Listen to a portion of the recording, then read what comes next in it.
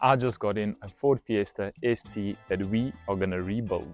So it's not like the M135 that is crash damaged. This one's engine has blown.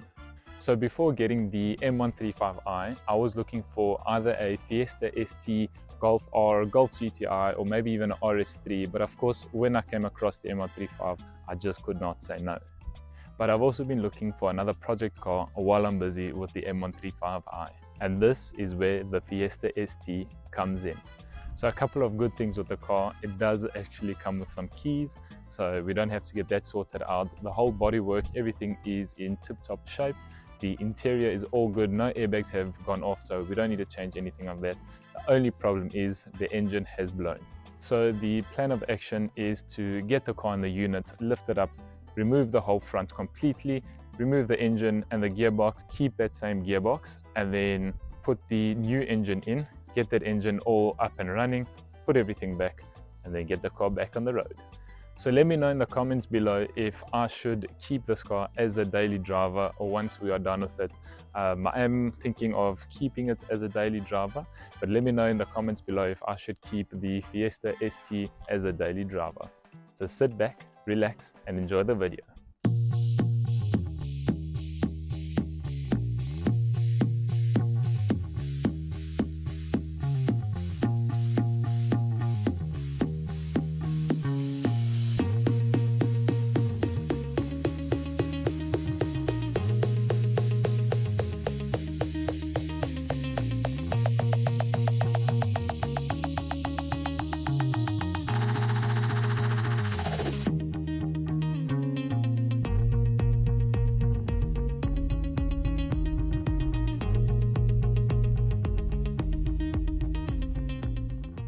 So there's no compression in the engine. So instead of trying to fix the engine itself, what we're going to do is just swap the engine over, take the old one out, pop the new one in with the same clutch and gearbox, because we know this clutch is also good.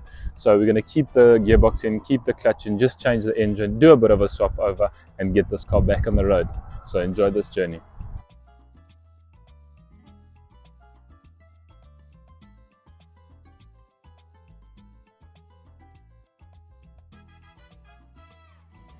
Alright, so first things first, I knew this was going to be quite a big job ahead, so I asked my pops if he could help me out on it, and he was more than happy to assist. So first things first, we are going to remove the battery and the two front tires.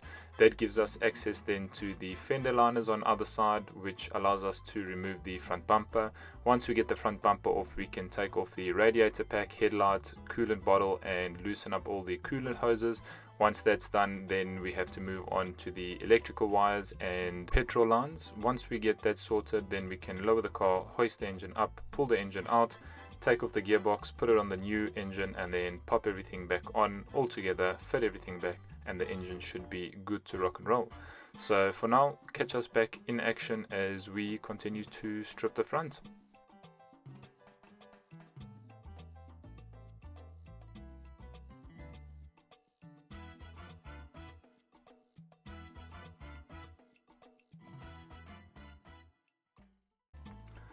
Now with the headlight removed, we will have more access to disconnect the coolant hoses, any electrical wires that connect to the fans, spotlights at the bottom, or anything else that we can disconnect to get the front bumper off.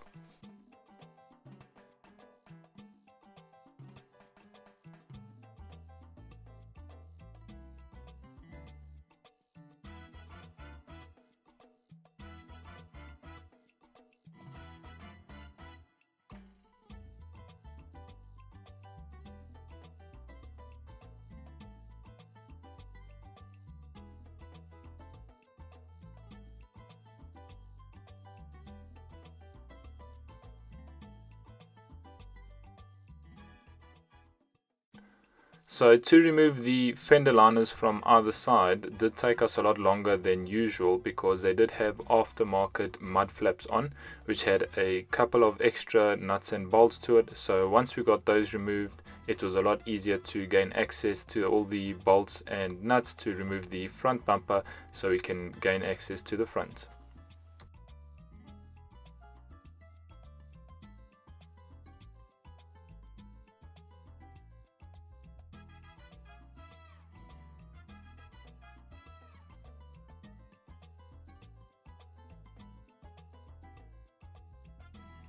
After loosening up that last bolt right at the bottom, we were able to remove the front bumper and have a look at the radiator pack.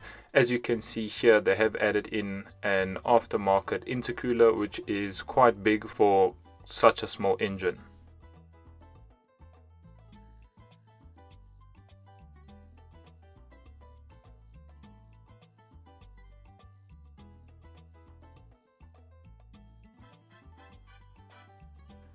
Now it's time to move on to the front crash bar with the radiator pack. So that's just a couple of bolts on either side. Disconnect all the coolant hoses and electrical plugs that connect to the fan and all of that. And once those were disconnected, we were able to take it off in one shot.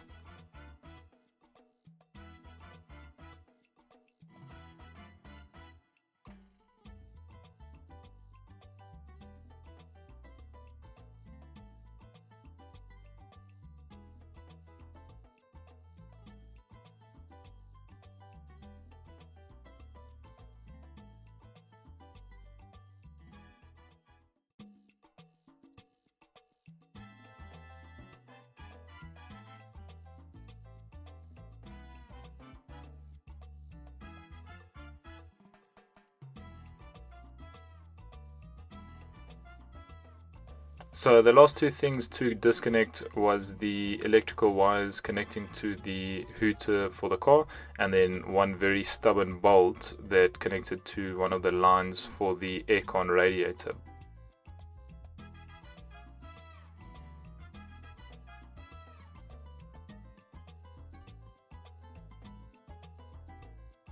Once that was removed, as you can see, it comes in a complete unit, so very easy to take on and put back. Now it's on to seeing exactly what we need for the new engine, any electrical wires or plugs, especially a couple of them lines, making sure that everything is on the old engine, what we can take from there and put on the new engine, and yeah, just connect everything all together.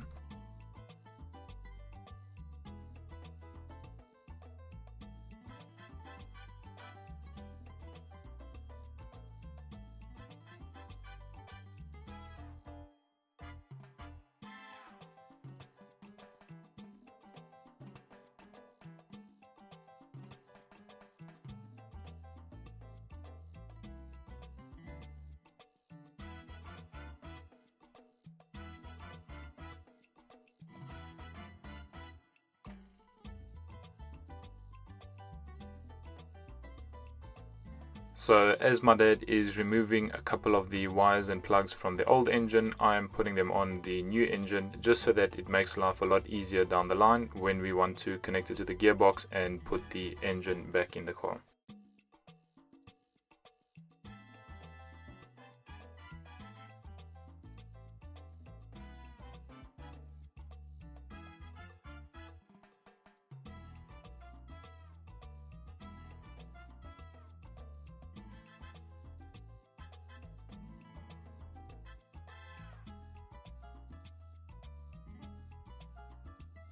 Now there are quite a lot of sensors that run down the main harness, so always be on the lookout for any sensors, whether that be camshaft, crankshaft, anything like that.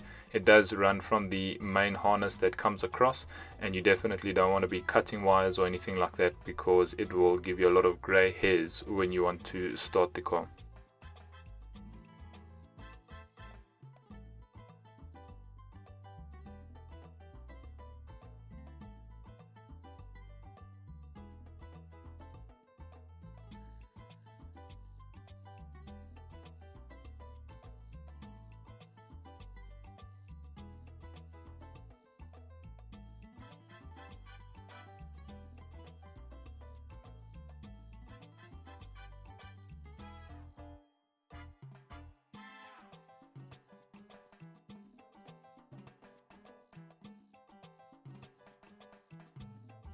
As you can see, it is a bit of a back and forth process getting all the stuff from the old engine, popping it on the new engine, just to make sure that when we put in the new engine, everything is there for us to connect.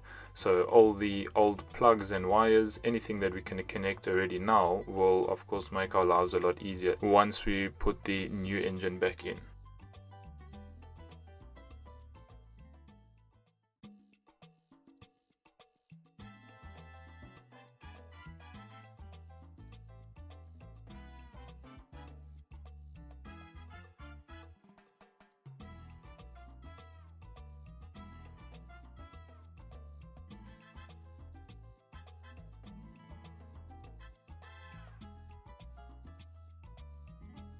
As you can see here, I am disconnecting a couple of sensors that run down all the way from the top through to the bottom of the engine that comes along on the main harness. So just keep an eye out for the small little plugins that are very easy to disconnect, but do give you hassles if you don't.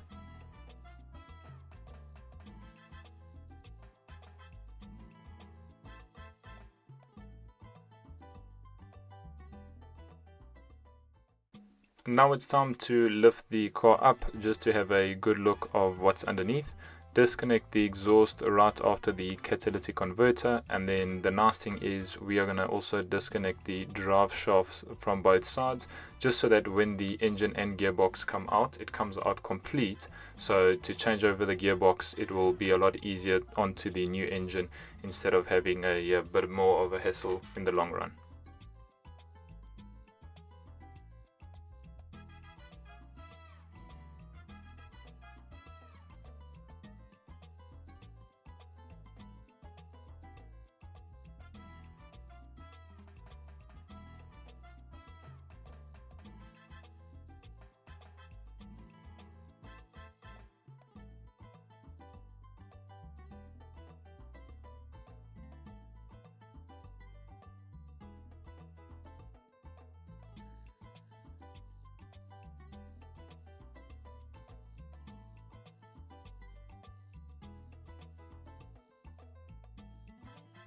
Next, it was to disconnect the gearbox mount from the car.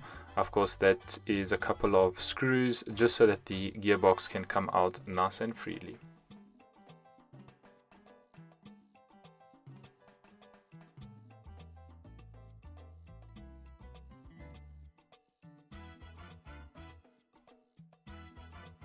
And this is the new engine that we will be putting in the car, connecting all the plugs and wires to it so it can fit in perfectly. If you guys like what you've seen, hit that like button, hit that subscribe button, share it with anyone you think that will enjoy this two-part series of removing and putting in a new engine, and I'll catch you guys next week. Take care. At Fiesta FT or F5i, I was looking at either Fiesta FT. Hey, what's up guys? So we are back on another video for the Fiesta ST. So plan of action for today will be to remove the old engine, get that connected to the gearbox, and then put the new engine back inside. Hopefully we can get a start without putting on the front crash bar, radiator pack and all of that, just so that we can see all the wires are connected and that fuel is being sent to the engine. Once we know that is all good, then we can start putting everything cosmetically back and then get that car back on the road. But now, before I continue with that update, I just wanted to give you guys an update on the M135.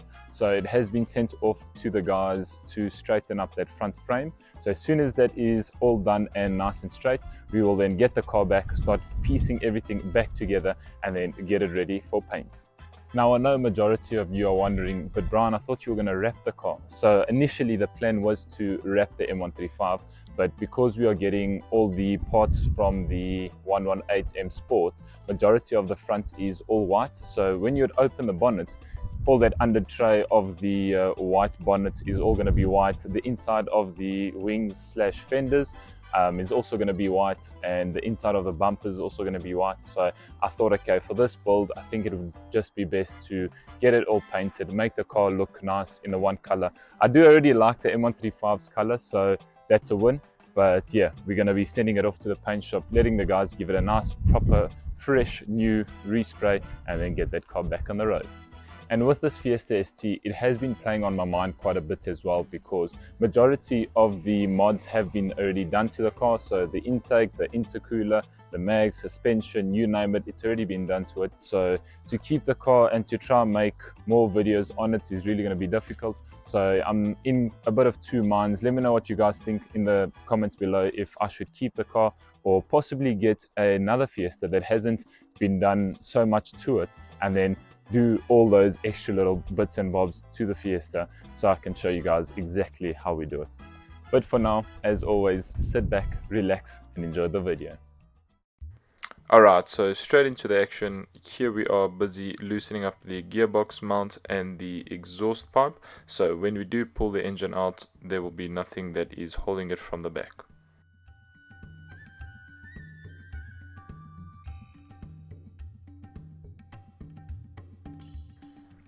Next, it's on to the lower control arms. So reason why we are taking this out is to free the disc brakes from the drive shafts. So when we take the engine and gearbox out complete, we don't need to take the complete shock with the calipers and all of that. That can all stay there. It's just the two drive shafts that come out either side. Pull that out with the gearbox and the engine all in one go.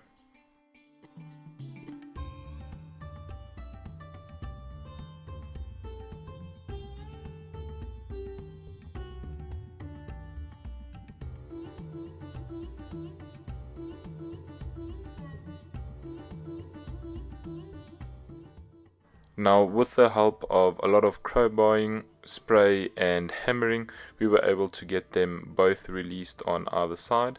So we just had to remove the main wheel nut, and then we were able to start pulling the brake disc from the drive shafts.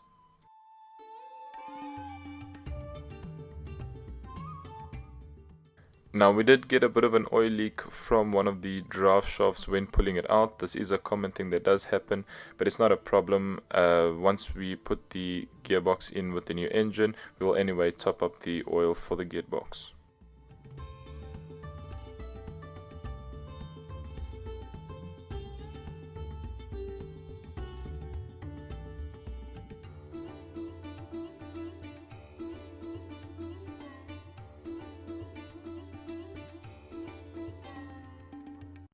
Here we are just having one final look at the new engine that we'll be putting into the Fiesta ST, just to see if there's any plugs or wires that have been cut off or removed in terms of sensors, just so that we could remove that, either get the new ones off the old engine or just remove them off the new engine themselves, just so that when we put everything in with the one complete harness, everything will fit in like a puzzle. Now finally time to get this engine out of the car. So first things first, it is to tie a rope on either side of the engine, just so that we can keep it nice and stable on either side, and then bringing in the engine crane just to slowly start lifting it up. As we get the engine to level where the car is, then we start releasing all the nuts and removing all the bolts for the engine mounts on either side. Once those are loosened up, then we just start the process of moving it side to side, lifting the car up a little bit and slowly pulling the engine out.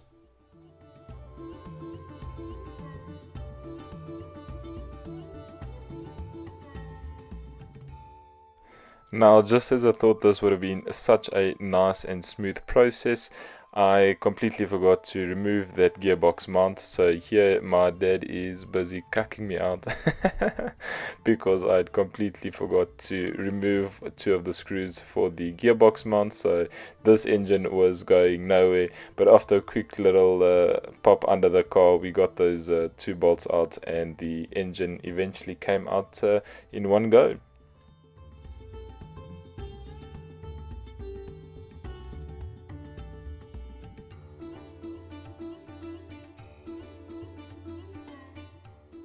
Just as the engine has come out, it is time to quickly have a overall look at it, just to see if there's any wires or plugins that we have missed at the back, and also just having a double check that we do have the right engine, which of course we did.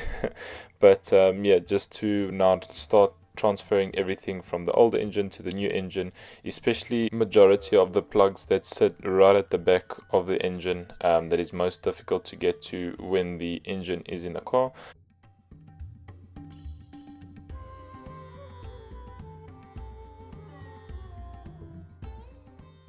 After transferring all those plugs, wires and piping, it was time to remove this gearbox from the old engine and then fit it onto the new engine.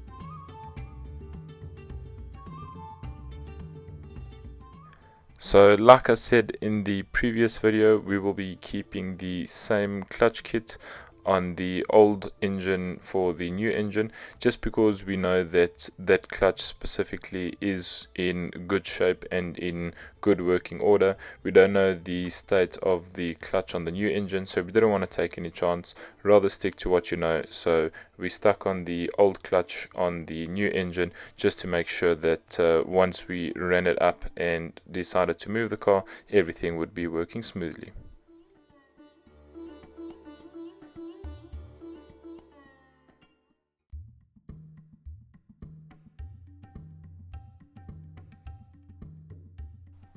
After replacing the clutch onto the new engine, it was time to put the gearbox back. So once we got the gearbox fitted into position, it was a couple of bolts and screws all the way around, got everything nice and tight, and then pop the engine and gearbox back in.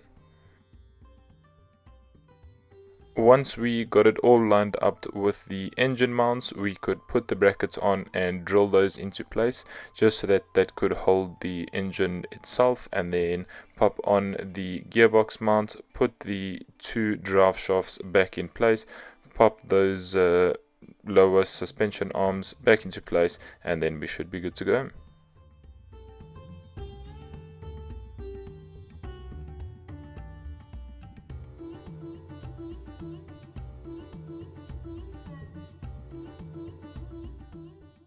Now it's time to start putting everything back together. So starting with the main harness, moving from right to left, just plugging in all the sensors and plugs and wires, everything that needed to be fitted there, and then the main harness comes across all the way down to the crankshaft and then has a couple of sensors there as well.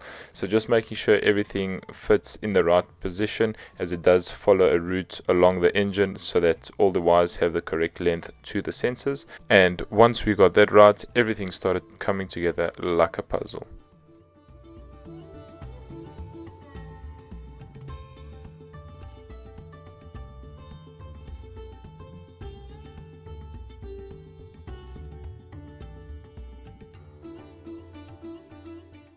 So we did find along the way one of the O2 sensors had been damaged, so we were just going to remove it from the old one, plug it onto the new one, and then just make a quick alteration. So while I was busy getting that sorted, my dad continued getting everything plugged in on the right hand side towards the battery and the ECU, and then I was moving along the left, checking all the sensors that were coming from the camshaft all the way down to the crank.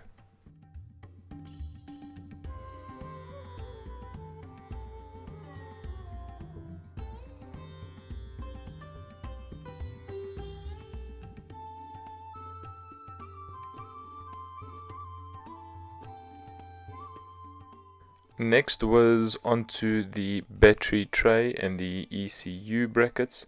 So that was just a couple of 10mm and 8mm bolts to screw in. Everything started fitting together quite nicely, and then pop the ECUs in the sockets on the brackets next to the battery.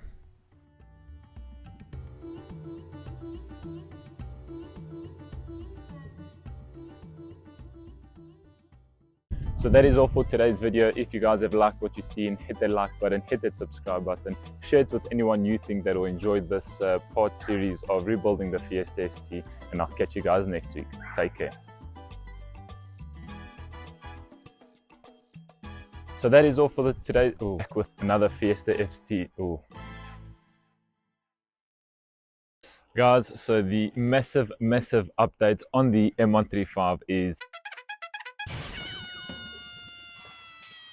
in today's video. We are going to wrap up the Ford Fiesta ST with the rebuild of the engine, get all of the front sorted, get that car back on the road. So stay tuned for an epic video.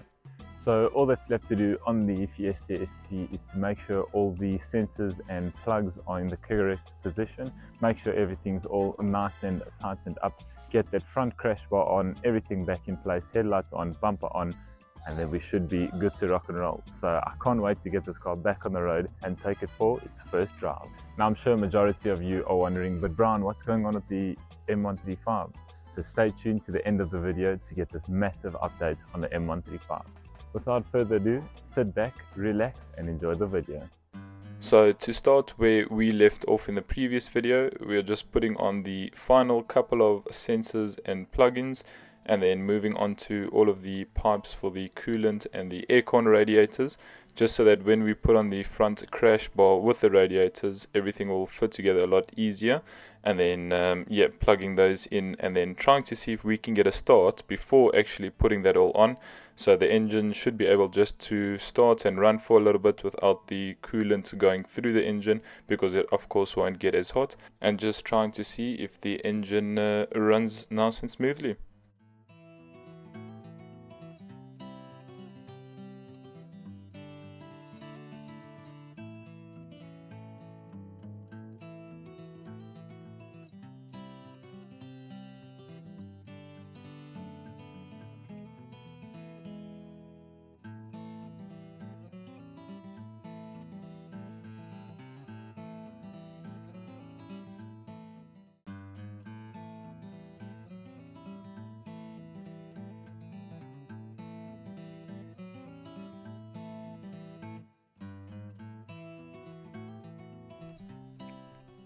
So a moment of truth, time to see if this engine can officially start, if we've put everything back together properly and all the sensors are working correctly. So let's listen to see if this engine runs smoothly. Started.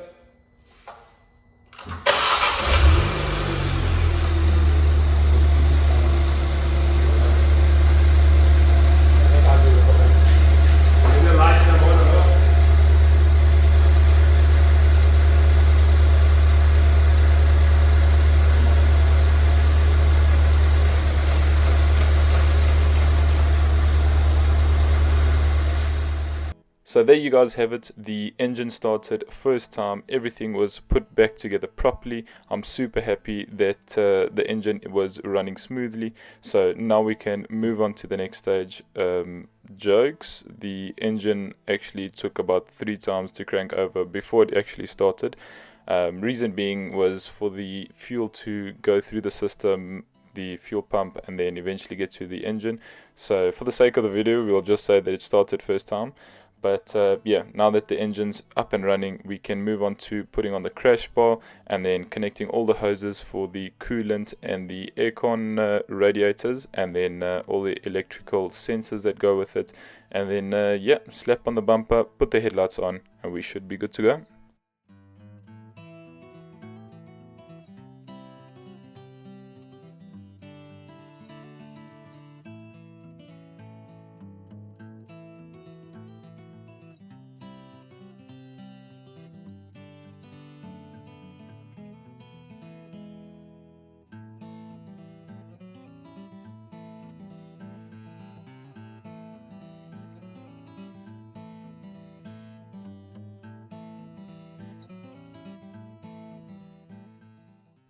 So as you can see here, I'm just putting on the final couple of bolts that hold the crash bar to the front frame of the car.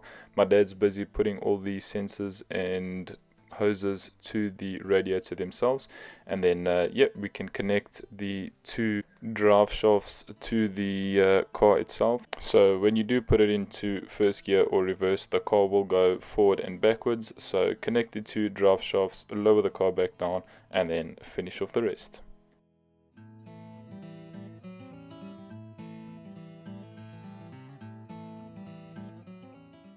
Now with all the pipes and sensors connected, my dad insisted on starting it again just so that the coolant could flow through to the engine and then run the car up to temperature, just so that we knew the coolant was holding. So here we go.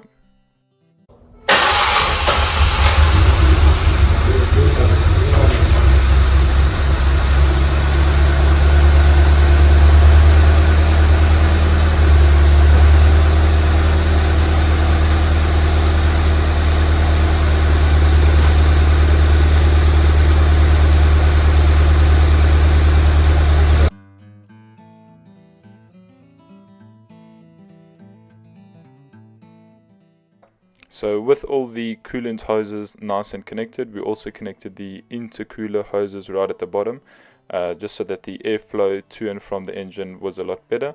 Time to slap on this front bumper and then pop on the headlights.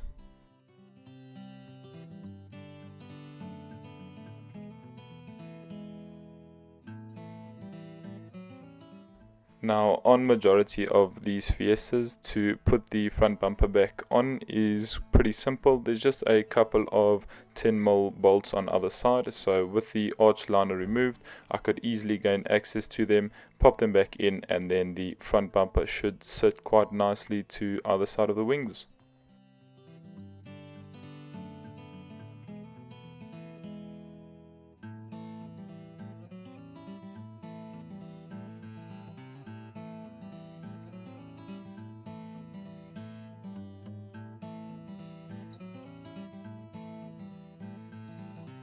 With the front bumper back on, it is time to put back both arch liners. They did have aftermarket little flaps on either side, which made it a bit more difficult, but in the end we came right with putting back the arch liners and those flaps looking nice and good.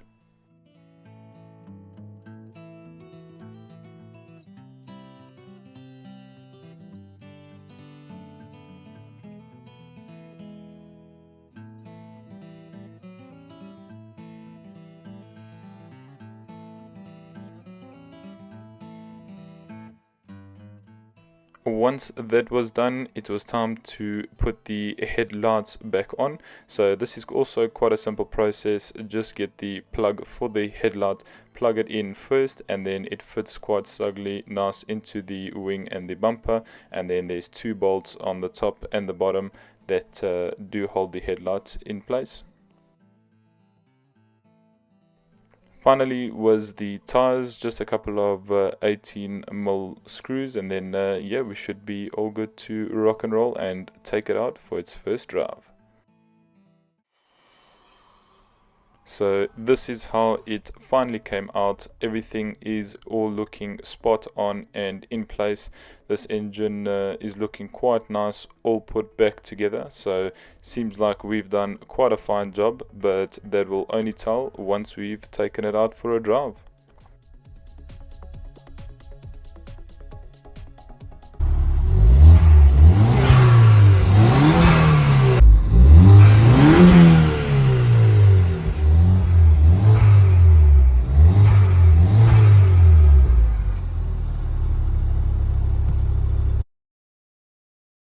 There we have it, guys. Once the car was up to temperature and the engine was running nice and smoothly, I did give it a couple of revs because that intake just sounds so good on these little Fiesta STs.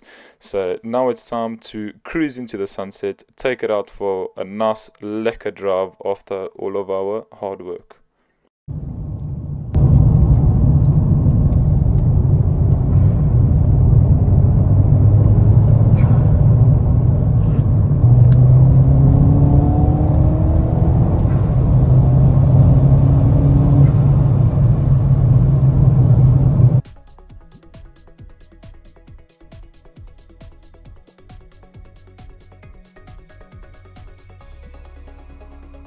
Now I'm so happy how the Fiesta ST has come out. It is driving like a dream. The gear changes are perfect. The engine sounds amazing. The exhaust sounds amazing. Yeah, just an epic rebuild. I know it's a bit of a half rebuild if you want to call it, because we just did the engine mainly, but definitely successful rebuild. Super happy about it. So now I can't wait to get my hands on this M135. So if you guys like what you've seen, hit that like button, hit that subscribe button, share it with anyone that you think that will enjoy this rebuild and enjoyed the rebuild. Take care, and I'll see you guys next week.